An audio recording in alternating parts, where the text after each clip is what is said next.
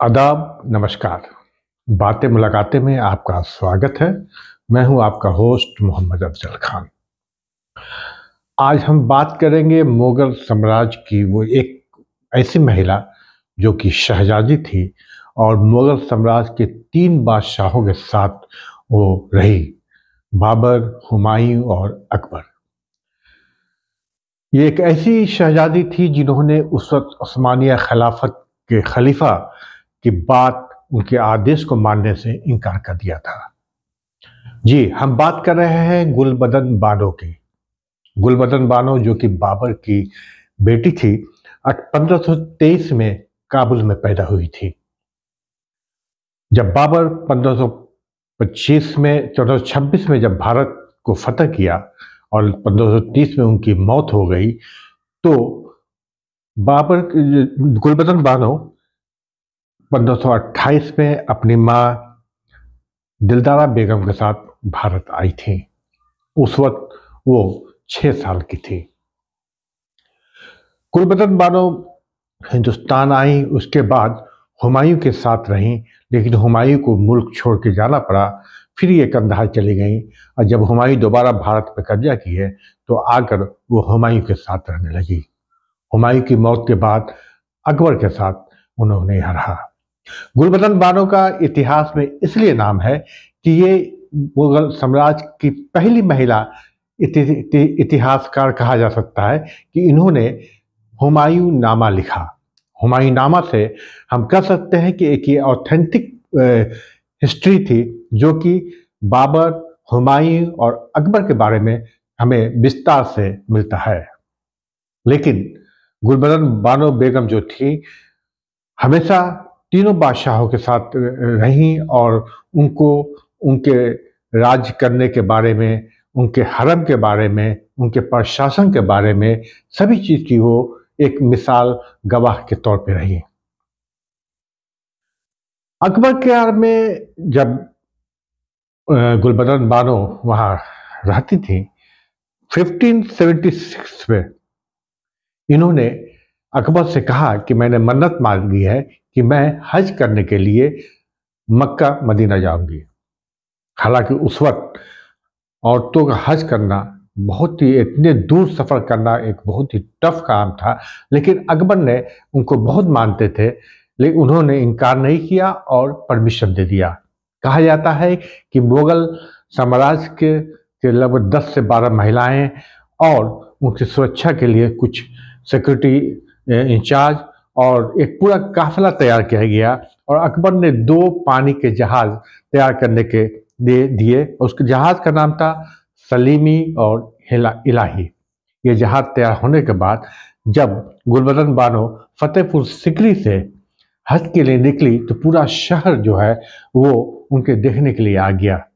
क्योंकि अगर इतिहास देखें तो पता चलता है कि हिंदुस्तान में जितने भी मुस्लिम बादशाह हुए हैं, कोई भी हज करने नहीं गया था। ये पहली बार है और ऐसा लगता है कि अगर दिल्ली सल्तनत से मुगल साम्राज्य तक उठाते हैं पिछले 700-800 साल में, तो ये गुलबदन बानो बेगम पहली महिला थी, या पहली महिला और पुरुष कह सकते हैं, पुरुष तो गई नहीं, पहली महिला थी जो हज करने के लिए गई थी। इनके साथ सोना, चांदी, हीरे जवाहरात और बहुत पैसे दिए गए थे ताकि वहां पे वो दान कर सकें।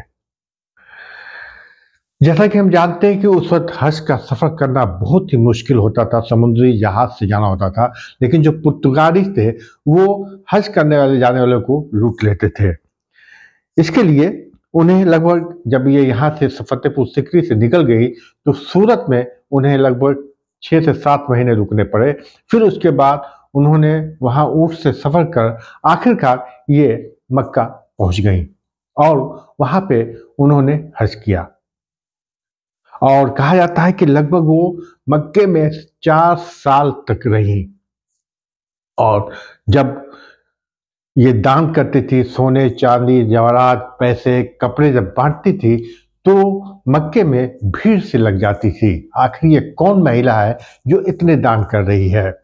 और आपको बताते चले कि उस वक्त उस्मानिया खिलाफत था और सुल्तान मुराद अली थर्ड उस वक्त बादशाह थे।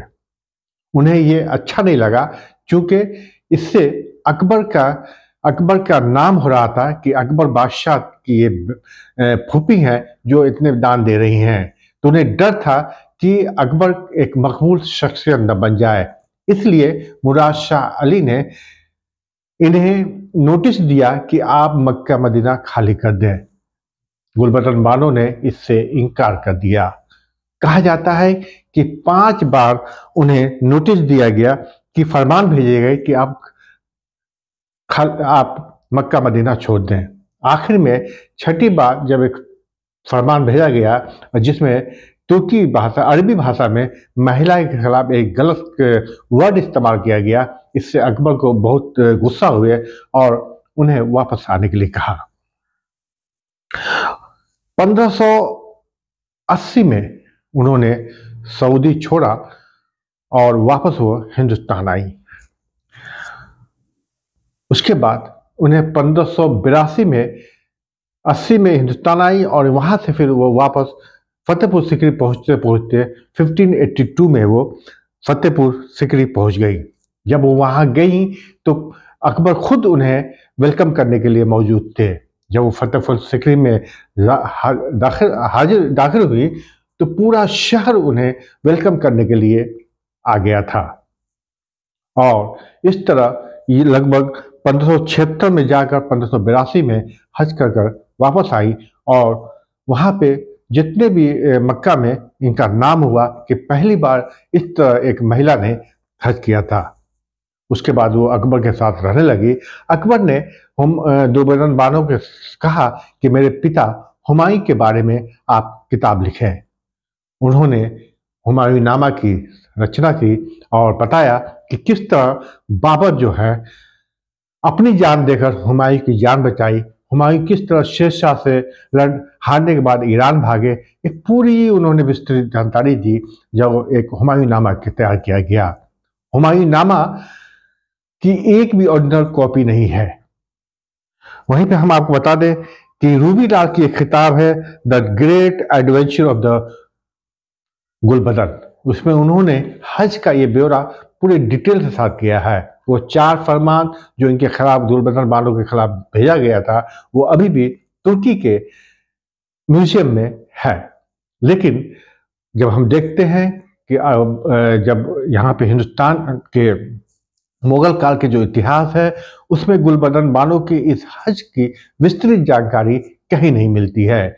ऐसा लगता है महिला होने के कारण इनके जो काम थे, इनकी जो शक्ति थी उसको दबाया गया। लेकिन हुमायूं नामा गुलबदन बानो का एक ऐसा मास्टरपीस था जिससे हम कह सकते हैं कि बाबर हुमायूं की जो ऑथेंटिक हिस्ट्री है हमें इससे मिलती है। गुलबदन बानो 1582 में हज करने के बाद वापस आई और ये अकबर के साथ ही रहने लगी। 1603 में उनकी मृत्यु हो गई। लगभग 80 साल तक वो जिंदा रही। जब उनकी मौत हो गई, अकबर अपने फूफी को बहुत मानते थे। उनकी मौत होने के बाद अकबर ने अपने दाढ़ी बाल कटवा लिए।